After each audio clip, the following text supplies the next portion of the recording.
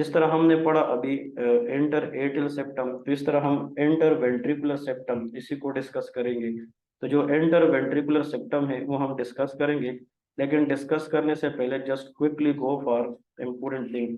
लेकिन एग्जाम के अंदर जो USMLE, NRE step one, PLAB, SMLE, उसमें जो क्वेश्चन आता है वो ज्यादातर इंटर एट्रियल सेप्टम पे आता है। अब ये सेप्टम हमने पढ़ लिया, ये दो एट्रियस को डिवाइड करने वाला सेप्टम इंटर एट्रियल है। अब यहाँ पे अगर सेप्टम क्रिएट हो जाए तो उसको इंटर वेंट्रिकुलर सेप्टम कहते हैं। लेकिन इसमें जो मोस्ट इम्पोर्टेंट चीज है, जब इंटर एट्रियल सेप्टम बन जाता तो सेप्टम प्राइमम फ्लो रूट से स्टार्ट होता था, नीचे आता था। यहाँ पे सेप्टम फ्लोर से स्टार्ट होता है, और यहाँ पे जो सेप्टम इस तरह स्टार्ट होता है ऊपर की तरफ जाता है, तो ये इंटर वेंट्रिकुलर सेप्टम बन रहा होता है। और फिर ये ऊपर आके इसका जो अपर वाला पार्ट है इसमें भी कुछ हिस्सा इस तरह बन जाता है। मैं इसको इस तरह थोड़ा सा जिग इसलिए बना रहा हूँ, इसमें फर्क है। जो इंटर वेंट्रिकुलर सेप्टम है इसके दो पार्ट्स होते हैं। इसका जो लोअर पार्ट है वो मसल से बना होता है, इसको हम inter ventricular muscular part of the septum, ये मस्कुलर इंटर वेंट्रिकुलर सेप्टम कहते हैं। और जो इसका ऊपर वाला पार्ट है वो जस्ट मेम्ब्रेन से बना होता है, तो उसको मेम्ब्रेनस इंटरवेंट्रिकुलर सेप्टम कहते हैं। तो प्लीज यही चीजें जो आप लोगों ने सीखने हैं, ये दो इंटरवेंट्रिकुलर सेप्टम है two part. The lower part is made up of muscle that is intermuscular, और ये मेम्ब्रेनस है। ठीक है, अब होता ये है कि जो लोअर पार्ट से स्टार्ट होता है मस्कुलर इंटरवेंट्रिकुलर सेप्टम पार्ट, और यहाँ पे इसमें एक ओपनिंग इनिशियली रहता है, इसको इंटरवेंट्रिकुलर फोरामेन कहते हैं। अब मैं यहाँ पे डायग्राम के साथ बताता चलूँ, ये राइट वेंट्रिकल है, ये लेफ्ट है। अब ये जो स्ट्रक्चर है ये वाला ऊपर की तरफ जा रहा है, ये मस्कुलर इंटरवेंट्रिकुलर सेप्टम है। यहाँ पे लिखा भी है कि this is called muscular interventricular septum. अब इसमें आप लोगों को याद रखना है कि यहाँ पे एक होल रह जाता है, इसको इंटरवेंट्रिकुलर फोरामेन कहते हैं। Please everyone for USMLE, PLAB and any type of exam question in embryo, remember this word aortico pulmonary septum. जैसा कि हमें पता है कि ये अगर फ्यूचर का लेफ्ट वेंट्रिकल है, यहाँ से एयोटा निकलेगी। ये अगर राइट वेंट्रिकल है तो यहाँ से पल्मोनरी ट्रंक निकलेगी। तो ऐसा स्ट्रक्चर एम्ब्रियोनिक लाइफ में जो फ्यूचर का अयोटा और पल्मोनरी ट्रंक बनेगी उसको अयोटिको पल्मोनरी सेप्टम कहते हैं। ये जो अयोटिको पल्मोनरी सेप्टम है ये एम्ब्रियोनिक लाइफ में रोटेट होता है और फ्यूज होता है किस चीज के साथ, muscular interventricular septum. Please please everyone remember and focus here. Initially ये जो नीचे से सेप्टम स्टार्ट होता है ये मस्कुलर इंटरवेंट्रिकुलर सेप्टम है, यहाँ पे खत्म हो जाता है। तो फिर क्या होता है, जो आयोटिको पल्मोनरी सेप्टम है वो फ्यूज होके रोटेट हो जाता है, और इस इंटर मस्कुलर इंटरवेंट्रिकुलर सेप्टम के साथ फ्यूज होके फ्यूचर का मेम्ब्रेनस इंटरवेंट्रिकुलर सेप्टम बनाता है। और जब यहाँ पे मेम्ब्रेनस इंटरवेंट्रिकुलर सेप्टम बन जाए तो जो इंटरवेंट्रिकुलर फोरामेन है वो ऑटोमेटिकली क्लोज हो जाता है। तो अब यहाँ से एमसीक्यूज क्या बना, एग्जाम के अंदर आप लोग बैठे हैं और आप लोग चाहते हैं कि यहाँ से हमें क्वेश्चन किस तरीके से आ सकेगा। So the question they will ask you in the exam, please remember the most important thing कि which of the following embryonic structure later fuses and develop membranous interventricular septum, that is aorticopulmonary septum। फिर यहाँ पे जो endocardial cushion थे ना, यहाँ पे endocardial cushion जिसकी तरफ ये सेप्टम आ रही थी, एंडोकार्डियल कुशन से फ्यूचर के वाल्व बनेंगे। अभी हम आगे डिस्कस करेंगे।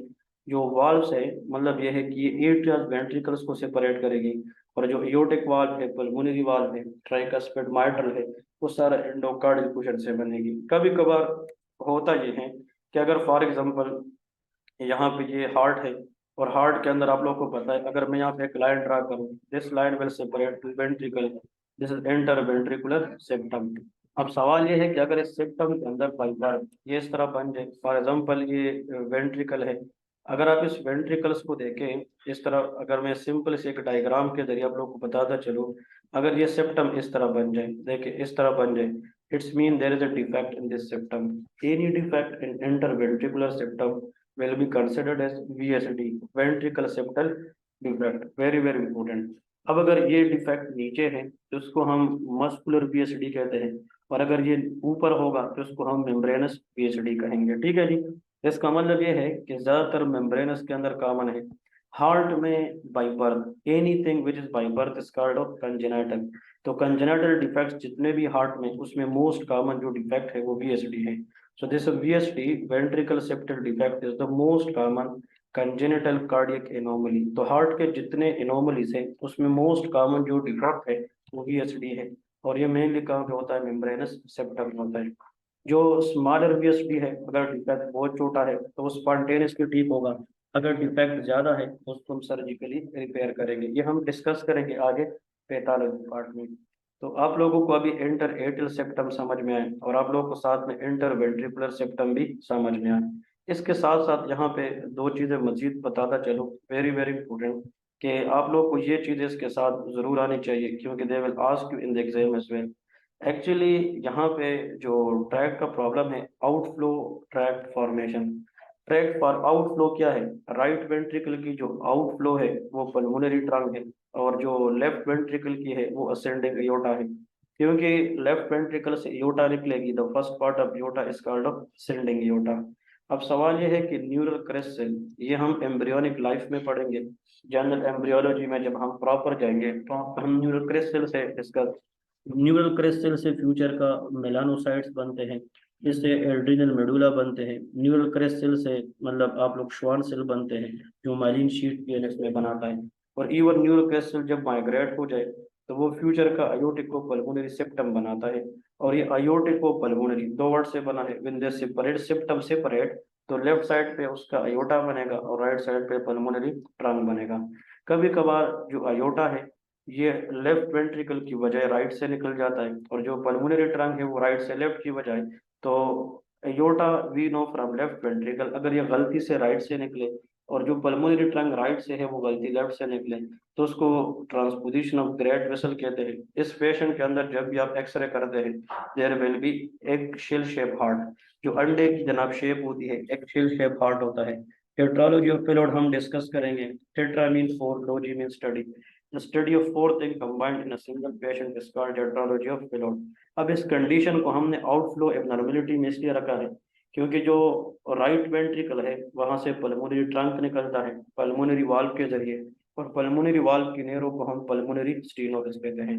तो टेट्रालॉजी ऑफ फेलोट के अंदर पल्मोनरी स्टीनोसिस होता है। अगर आप लोग ये चार चीजें याद रखें, PROV, ये हम डिस्कस करेंगे डिटेल से, लेकिन just for easiness PROV stand for, P for pulmonary stenosis, stenosis का मतलब near wing of the wall, right ventricle hypertrophy, right ventricle increase in the size, poor riding of aorta in VSD। तो pulmonary stenosis, right ventricle hypertrophy, poor riding of aorta and VSD, these four things in a single patient is known as a tetralogy of Fallot। And persistent trunk arteriosus we discuss later, ये अभी आगे वाला है। Valve की जो development है, valve में सिर्फ इतना याद रखे, चाहे अयोटिक वाल्व है, पल्मोनरी है, ट्राइकस्पिड है या माइट्रल है, इन सब की जो डेवलपमेंट है, इसमें अगर किसी टिश्यूज की मेन रोल होता है तो वो एंडोकार्डियल फंक्शन होते हैं। वाल्व की जो एबनॉर्मेलिटीज है उसमें आप लोगों को याद रखना है, या तो किसी वाल्व को अगर आप देखें तो वो अंदर से तंग हो सकता है, that is called stenotic valve. If any valve become narrow that is stenosis. तो अगर एक वाल्व क्लोज हो, दोबारा बंद ना हो और उससे बैकवर्ड ब्लड की फ्लो हो रही हो तो उसको रिगर्जिटेशन कहते हैं। तो वाल्व इवन में भी स्टीनोटिक और रिगर्जिटेड, वो हम डिस्कस करेंगे। कभी कभार वाल्व अंडर डेवलप होते हैं, जितना उसको बनना चाहिए उससे कम बनता है, वो ट्राइकस्पिड एट्रेजिया है। और इस ट्राइकस्पिड एट्रेजिया जो है ये क्लासिकली एक कंडीशन के अंदर होता है जिसको एब्सोल्यूट एनोमली कहते हैं।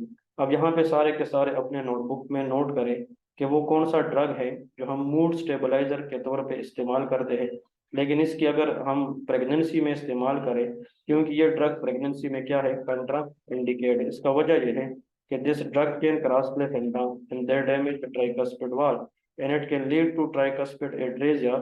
This drug is known as lithium। So this is one of the very very favorite exam question for the USMLE NLE, कि अगर एक पेशेंट है वो बाइपोलर डिसऑर्डर का है, मूड स्टेबलाइजर ड्रग ले रहे हैं, लेकिन उस ड्रग की वजह से उसके आने वाले बच्चे में ट्राइकस्पिड एट्रेजिया हो, जिसको एब्स्टीन एनोमली कहते हैं, that drug will be lithium. Therefore because of this condition lithium is contraindicated in pregnancy। So this is the first section of embryology in CVS। Hope you people will enjoy it। Anyone who can join this session, who can join this session proper, they can contact me as soon as possible। I will give you the more discount। इस तरह के हम पूरी first aid को पढ़ेंगे। And hope you people enjoy the concept। Please, anyone who can attend the lecture, they can comment me and give me feedback. See you soon in the next section. Thank you so much. Take care. Allah Hafiz.